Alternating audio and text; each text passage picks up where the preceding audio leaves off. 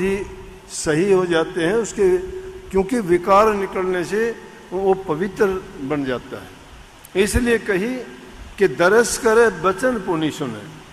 वो वचन सुनोगे तो वचन से तुम्हारे विचार बदलते चले जाएंगे, बदलते चले जाएंगे। इसीलिए इस वाणी में आगे कहा कि लागे रहो कभी न कभी शायद तेरा मन मान। ये नहीं कि छोड़ के चले जाओ, नहीं, लगे रहो, छोड़ो मत। कि लगे रहोगे तो कभी ना कभी तुम्हारी संभाल जरूर हो जाएगी। वो अगर लगे नहीं रहे और तुमने अपने आप को डामाडोल कर लिया तो किसी काम के भी नहीं रहोगे।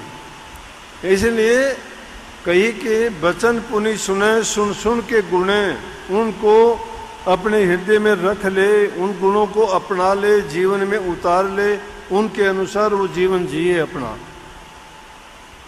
उन वचनों को अपने हृदय में उतार के अपने जीवन को उसी के अनुसार चलाए।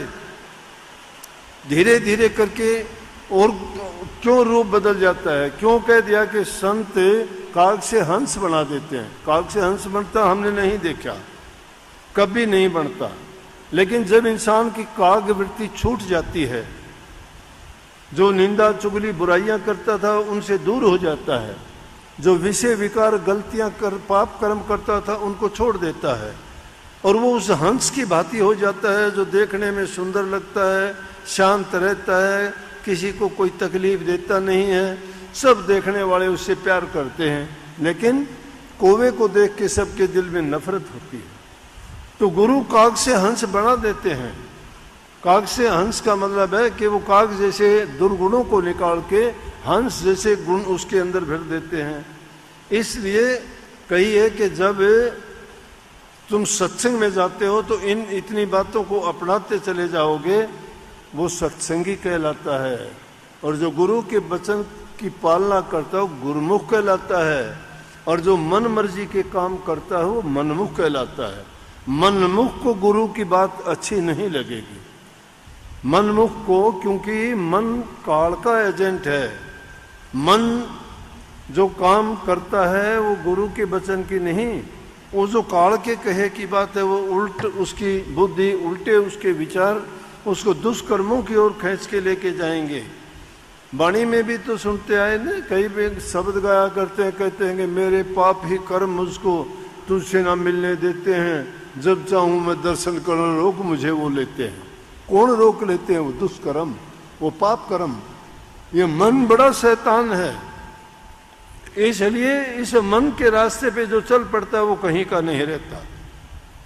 मन तो छिन में तोड़ा, छिन में मासा, गंगा गए गंगा दास हो जाएगा, जमुना गए जमुना दास हो जाएगा, लेकिन मन के कहे में नहीं, गुरु की आज्ञा में जो चलते हैं, गुरु के वचन पर जो विश्वास और यकीन करते हैं, पूरी श्रद्धा लाते हैं, वो गुरुमुख कहलाते हैं। और जो गुरुमुख हो जाता है वो गुरु की बात उसको अच्छी लगती है, गुरु के दर्शन भी वो करना चाहता है। अंग संग हर समय सोते जागते उठते बैठते उसके हृदय में, उसके कर्म में, उसकी सोच, उसके विचार में गुरु ही गुरु होता है। गुरु और गुरु ये जबान से जो बार कहता रहे वो पागलों के काम है। जिसको जो वस्तु मिल जाती है, जिसका प्यार होता है, वो उसको छिपाता है, किसी को दिखाता नहीं। प्रेमी अपने प्रेमिका का नाम बताता है क्या किसी को? या प्रेमिका किसी को बताती है क्या? अरे प्रेम जिससे करते वो तो हृदय में रहता है, दिखाने की जरूरत नहीं। उसको कबीर साहब ने कही है कि आजा सतगुरु नैनन में, नैन झाप में लूं, ना मैं देखूं और को ना तो ही देखने दूं। ये है सच्ची प्रीति। कि सतगुरु कहता है कि सतगुरु तू मेरे नैनों में आके बैठ जा और मैं नैनों को, आंखों को बंद कर दूंगा। इन दोनों आंखों को ऊपर से पलकें डाल के बंद करके बैठ जाऊंगा, ना मैं खुद देखूंगा ना तुझे देखने दे। इतना स्वार्थ हो जाता है उसमें। मतलब इतनी प्रीति उससे होती है कि वो नहीं चाहता कि दूसरा कोई उसको शेयर करे, इसलिए उसका मन टिक जाता। अब भी नहीं टिकता कईयों को, कोई इधर देखता है कोई उधर देखता है। क्यों देखता है? उनका मन नहीं लगा हुआ। वो आ तो गए देखा देखी कि चलो, लेकिन उनका मन उनको करता है, कोई घर की चिंता, कोई बच्चों की चिंता, कोई चीज इधर उधर छोड़ के आ गए उसकी भी चिंता। और किसी को ये भी चिंता होगी घर वाले से कह के नहीं आई और जाते ही झगड़ा करेगा कहाँ गई थी। ये भी बात होती है कई बार। तो वो भी बात यहाँ बैठे जरूर है, लेकिन उसके मन में तो वही विकार चलते हैं। और जब मन में दूसरी बातें होंगी तो सत्संग के वचन उसमें प्रवेश नहीं करते। इसलिए हृदय को खोल के रखो। जो बात कही जाती हैं उनको एक एक करके अपने हृदय में जचा के ऐसे रख लो कि जब भी तुम्हें फुर्सत मिले, जब भी ख्याल और विचार आए तो वही बात उसमें से निकल के आए।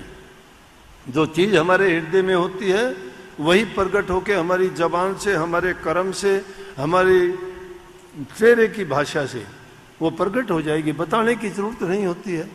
किसी से प्रेम होता है, देखते ही तुम्हारा चेहरा खिल उठता है फूल की तरह से।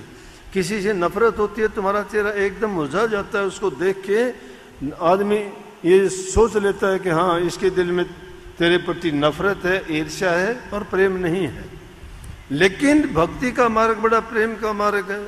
ये इंसान को शांति देता है, सब भ्रमों से निकालता है।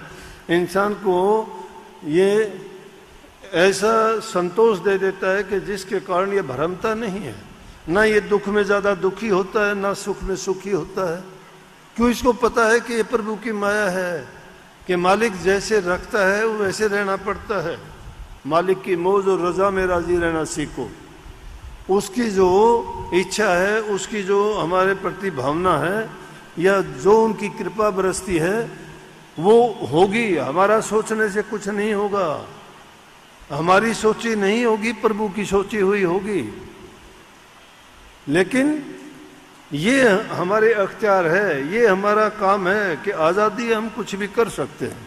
कोई हाथ नहीं पकड़ता कोई, लेकिन कर्म जो करेंगे उसका कर्म फल जो बनेगा उसका परिणाम तो हमें भोगना पड़ता है। इसलिए महापुरुषों ने प्रकट होके भटके हुए जीवों को ये रास्ता दिखाया। नहीं तो क्योंकि इंसान तो थोड़े से लालच के कारण, थोड़ी सी देर के स्वाद आनंद के कारण, थोड़े से इंद्रिय भोग के कारण बहक जाता है। वो तो सोचता है। वीडियो को लाइक करें, चैनल को सब्सक्राइब करें, ज़्यादा से ज़्यादा अपने दोस्तों को शेयर करें। सभी बहन भाइयों को राधा स्वामी।